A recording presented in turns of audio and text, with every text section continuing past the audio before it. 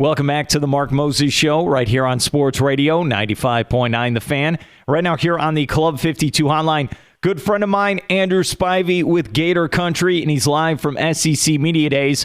We're going to get his thoughts on the Gators and the new season of SEC football. Andrew, how you doing today? I'm doing great. Been a long week, but a good week. Always good to hear the opinions of everyone, see everyone. It's turned into almost a convention of the media, and it's just been a good week overall.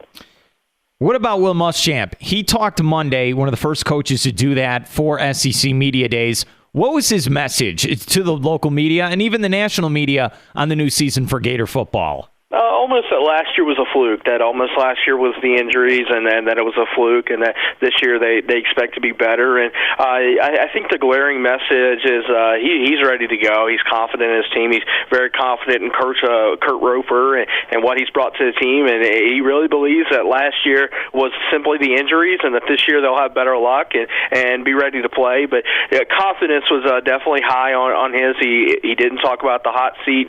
Didn't really act like a coach on the hot seat. Honestly, I wrote it in a column the other day. If you didn't know who Will Muschamp was, you'd have never got the impression he was on the hot seat. But a lot of it, like you said, is Kurt Roper. Like, this is the savior for Will Muschamp. Got to fix that offense, and this is it. Isn't Kurt Roper the number one message for Muschamp?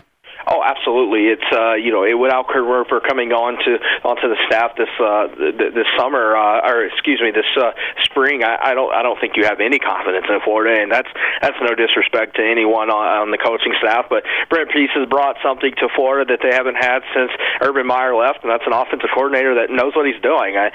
Brent Pease, Charlie Weiss, those guys didn't exactly know how to run an offense, and you're running a spread offense now, and something Jeff Driscoll's looking forward to, an offense who was recruited to Florida to play, and Andre DeBose, several speed guys, DeMarcus Robinson. Those guys are really just excited to play in an offense that can score points. I think Jeff Driscoll put it in the best way. The old days you could time possession and keeping the football was key. Now it's scoring points and running as many plays as possible.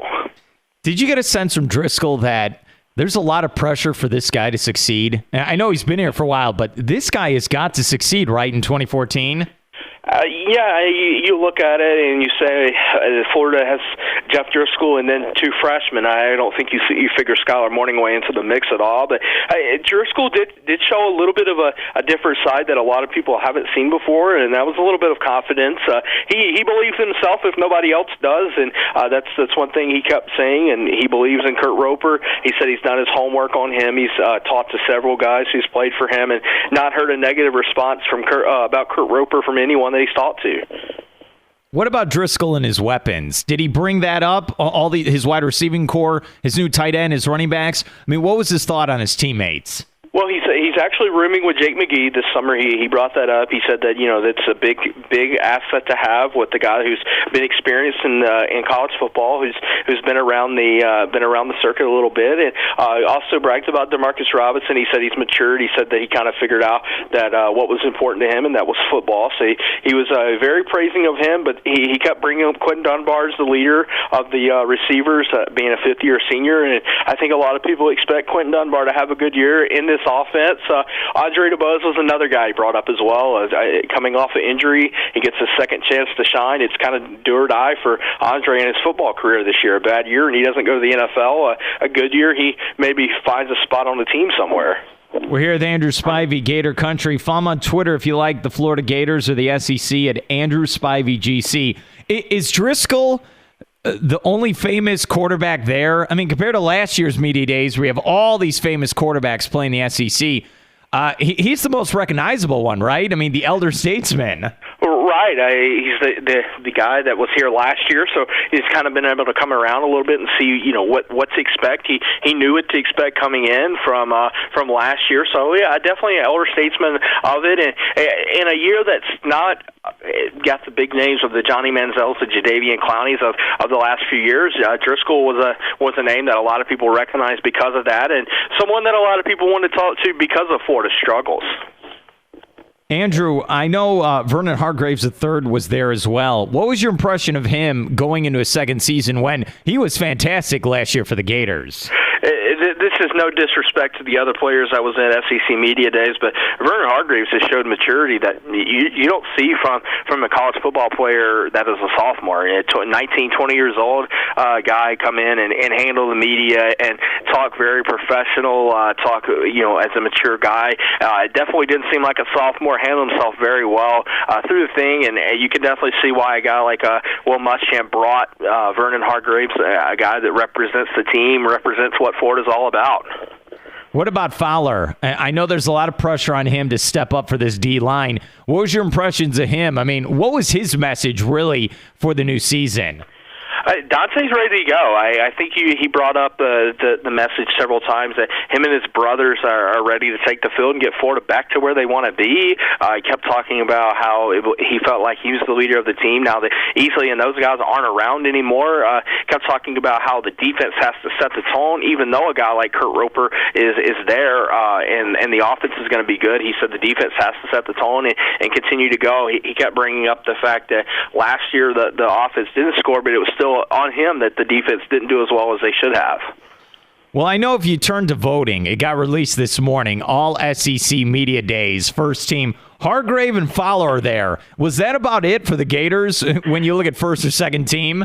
Oh, absolutely. You look at the first and second team offense. No Gators. No Gators at all on the first and second team offense. And I guess you couldn't really figure that there would be. The guy, third team, Chaz Green at offensive line. He's on there.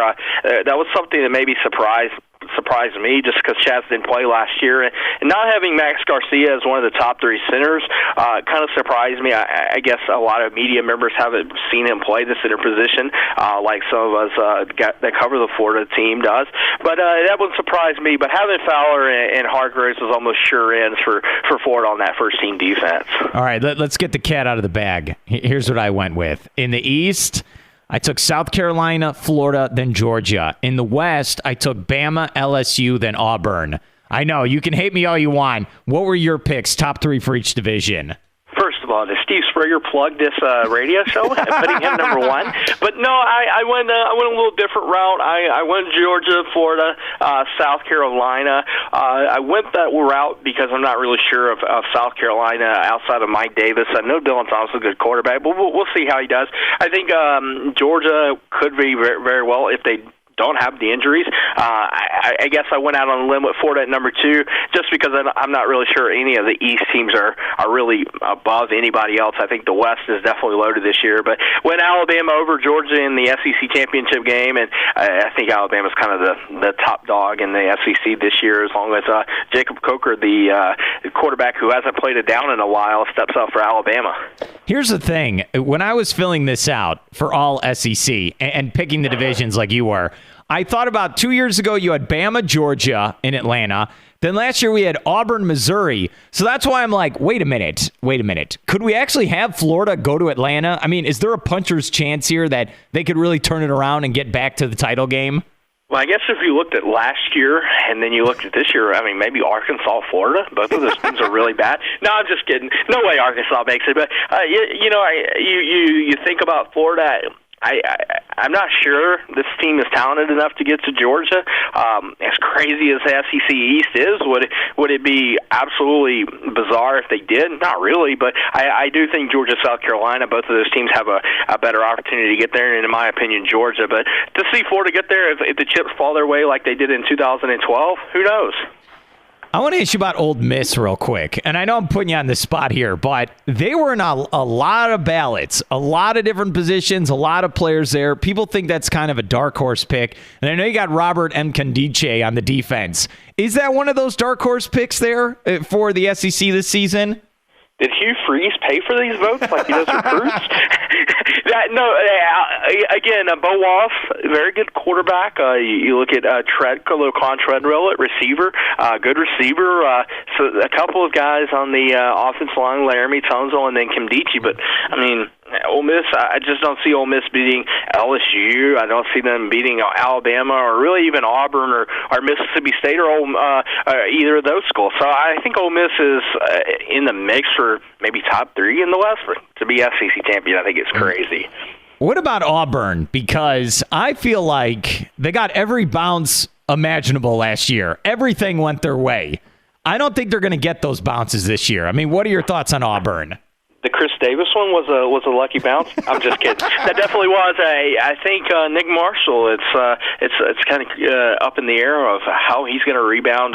It seemed like his team had his back after the troubles he had, but again, maybe last year was a fluke with Auburn, and I say that not to discount what they did, but you had 2 straight games that just had the lucky bounce, as you say. Alabama, I just think Alabama is the best team in the country, maybe even the best team there. So I think Alabama runs away with it, but Auburn maybe second or third, depending on how they do with LSU. We're here with Andrew Spivey, Gator Country, and the Club 52 hotline. What was talked about more, the SEC Network or the 4-team playoff? You got to give me your thoughts. Or Johnny Manziel. Out of the two that you say, I say the SEC Network has been the talk. There was a lot of different events sponsored for the media by the SEC Network. There's Greg McElroy, Jesse Palmer, all those guys coming around. Tim Tebow's missing, but definitely the SEC Network has created the buzz that's not been seen around here at Media Days in a while. Okay, I'm gonna get your thoughts on this, all right? And I don't say this very often. But what's interesting with the SEC Network is it comes across like, this is great, but it's competition for you and me. Are we allowed to say that on the air? Is that cool? Like, SEC Network will give us more access, but it will limit the access for all other media members, right? Right, and they're trying to spin it in a direction that it wants. We'll see. I think it'll be a trial year this year for everyone. We have learned a few things, and that is that Florida will still get to host several of their coaching shows on Sun Sports. They'll still get to host all their minor sports on ESPN3 if they're not on the network. So I think the network is kind of a trial run this year to see how it is, but they're spinning it in a direction that they're going to be our best friends, but as we all know, ESPN is never our best friends. Oh, that's a very interesting point you bring up, and I actually agree with you. His name is Andrew Spivey with Gator Country. Follow him on Twitter at AndrewSpiveyGC. I hope you have fun for the rest of Media Days, and let's get you on again, my friend. Absolutely, and baseball season is coming, so go Braves.